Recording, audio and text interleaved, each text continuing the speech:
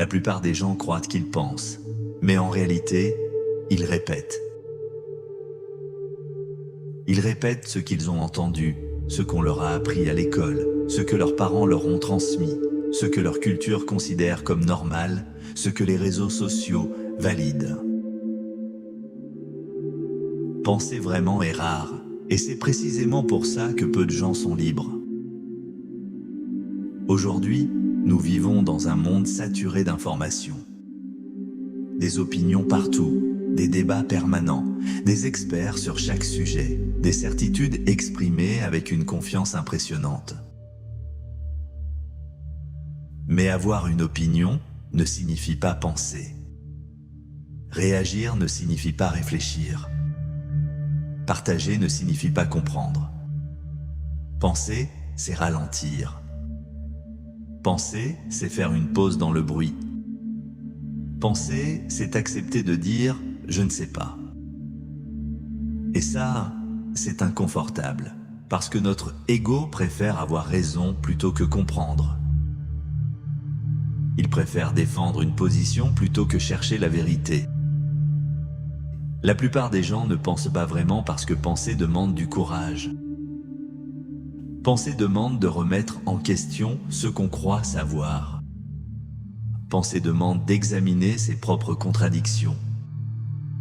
Penser demande d'accepter que peut-être on a tort depuis longtemps. Et peu de personnes sont prêtes à ça. Il est plus simple d'adopter une opinion déjà populaire. Il est plus simple de suivre le groupe.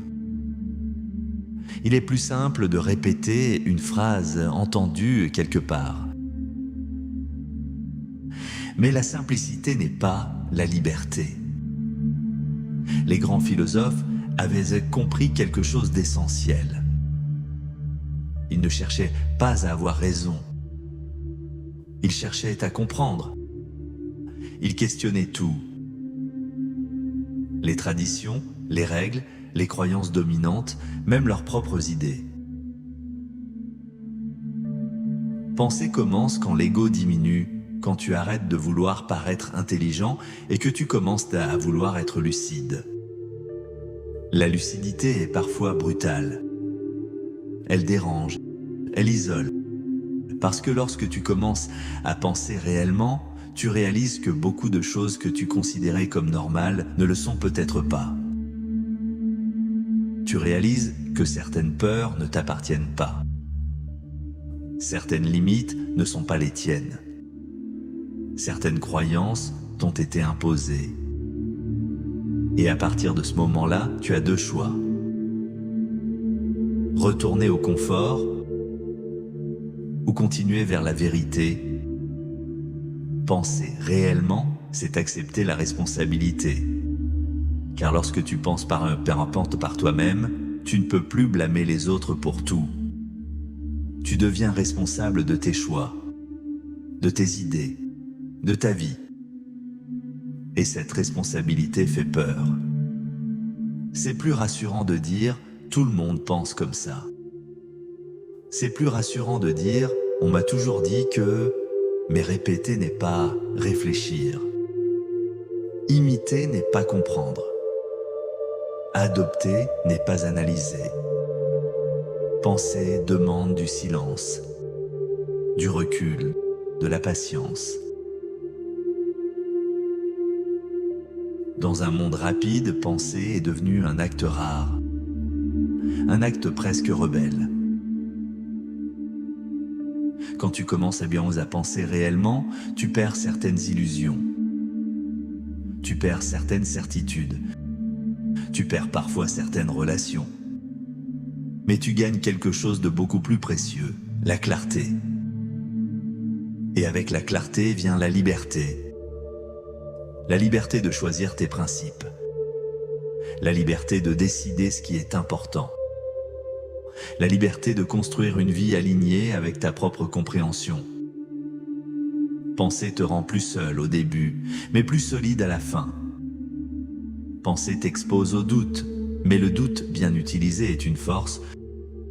Le doute t'oblige à approfondir, à vérifier, à analyser, agrandir.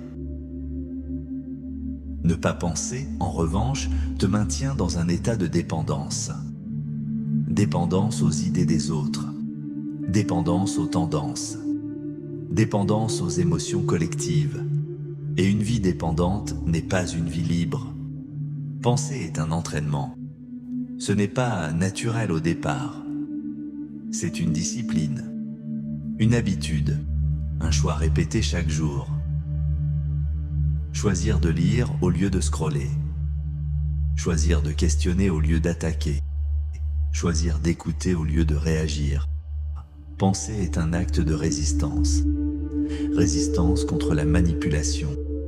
Résistance contre la superficialité. Résistance contre l'automatisme. La majorité ne pense pas vraiment. Et ce n'est pas une critique, c'est un constat. Mais toi, tu peux faire un choix différent. Tu peux décider d'entraîner ton esprit, d'approfondir tes idées, de ne plus accepter une réponse sans question. C'est plus difficile, mais c'est plus puissant. Bienvenue sur Lucidité Brute. Ici, on ne cherche pas à impressionner, on cherche à comprendre. On cherche à clarifier, on cherche à penser réellement. Si cette réflexion t'a apporté quelque chose, aime cette vidéo, partage-la à quelqu'un qui en a besoin, abonne-toi pour les prochaines réflexions et on se retrouve demain